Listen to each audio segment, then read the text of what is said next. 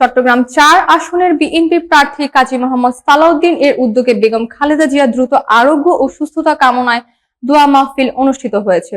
রবিবার বাদ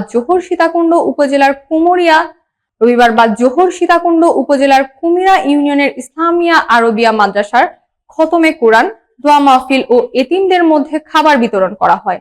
সীতাকুণ্ড প্রতিনিধি মোহাম্মদ রমিজ আলী জানান, দোয়া মাহফিলে বিএনপির যুবদল, স্বেচ্ছাসেবক দল, শ্রমিক দল, কৃষক দল, ছাত্র দল সহ অঙ্গ ও সহযোগী সংগঠনের শতাধিক নেতাকর্মী উপস্থিত ছিলেন। বিশেষ মোনাজাতের মাধ্যমে সাবেক প্রধানমন্ত্রী ও বিএনপি চেয়ারপারসনের দ্রুত আরোগ্য কামনা করা হয়। বক্তব্যে কাজী মোহাম্মদ সালাউদ্দিন বলেন, আমাদের নেত্রী বেগম খালেদা জিয়া শুধু বিএনপির নেতা নন, তিনি গণতন্ত্রের প্রতীক। তার অসুস্থতায় শুধু দল নয়, পুরো দেশ উদ্বিগ্ন। আমরা বিশ্বাস করি আল্লাহর রহমতে তিনি দ্রুত সুস্থ হয়ে আমাদের মাঝে ফিরে আসবেন। সারা দেশের মানুষের দোয়া আজ তার সঙ্গে আছে।